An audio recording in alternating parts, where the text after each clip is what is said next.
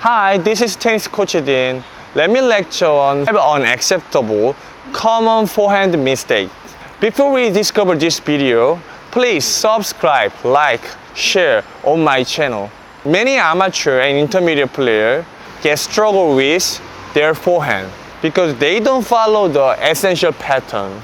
I'm gonna explain the 5 unacceptable common mistakes and give the solution. The first one, many amateur players contact it in front and react too late because they don't unit turn. The upper body points to the forward all the time and they hit the ball like this and they like this, and then ball comes to them, turn, but it is too late. So let me demonstrate.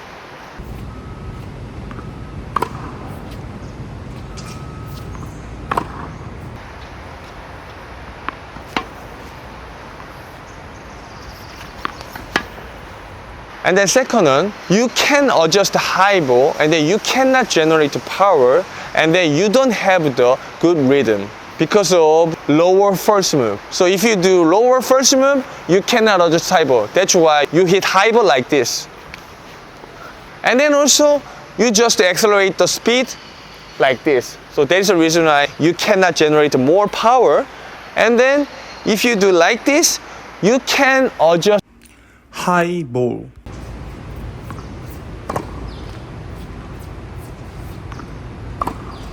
So the first and second solution is get a good first move. So if you get a good first move, your body 50% unit turn. So high first move, you can adjust high ball, you can generate more power, and then you get 50% unit turn. So you are aligned on sideway. That's why you might contact it sideway.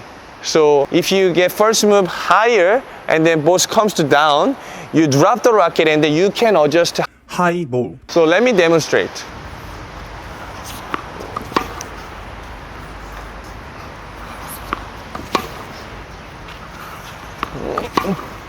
And then third one, you cannot generate power. You cannot react fast. It caused by you holding the racket too long.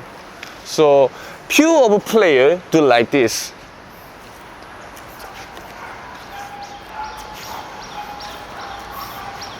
It doesn't have a backswing. That's why the player cannot generate power. And then holding the racket too long, so the racket cannot set up back and then push the ball. That's the reason why if you hold the racket too long, you might react late and then you cannot hit the ball harder.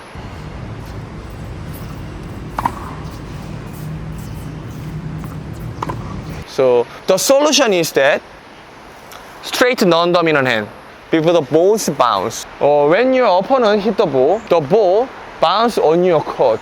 Before the bounce, you have to release and straight non-dominant hand fully. We call it, this position is a power position. So make a good first move, before the bounce, non-dominant stretch out, and then hit. Let me demonstrate. Like this.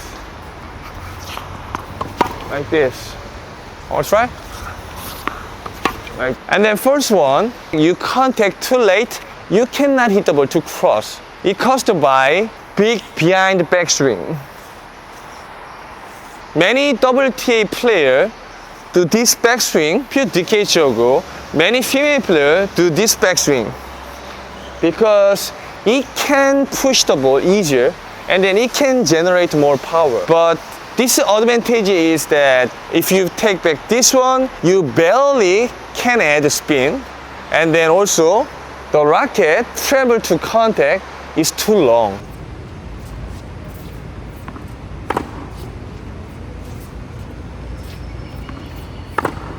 That's why many WTA players change to this much, not this much. So the solution is that we call it outside backswing. Outside backswing means that if you set up neutral stance, swing this way. Semi-open, this way. Open stance, this way. And then we're gonna do this drill. This is the outside backswing drill. You stand next to the net and then set up with neutral stance and then take back to outside. Okay, make sure don't touch the racket like this. So don't touch the racket, drop and swing. So if you want to drop the racket and lay it back, you have to hold the racket relaxed like this. But you can take it back bigger to outside or shorter, whatever you want. And then semi-open. And then open stance.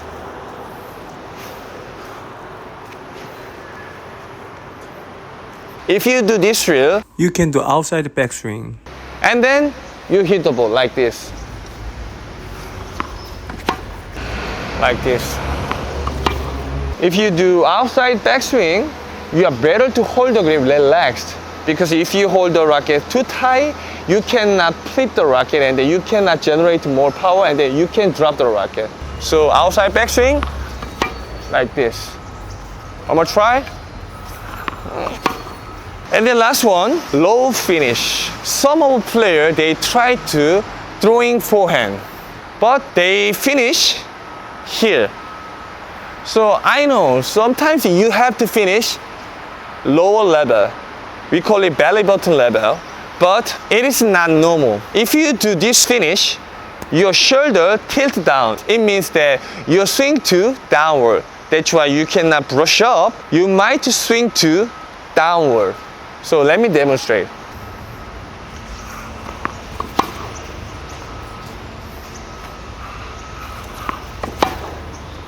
This. So the solution is that catching the racket at over the shoulder or chest level. So why we do this one? In the picture of a baseball, they throw the ball like this instead of this. Because their upper body and chest pointed to forward and upward. It can generate more power. How about forehand? This one or this one? Definitely the first one. So let me demonstrate.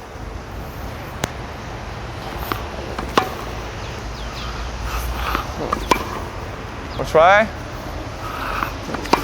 So there's 5 unacceptable common forehand mistakes. You can check your forehand and utilize this forehand method.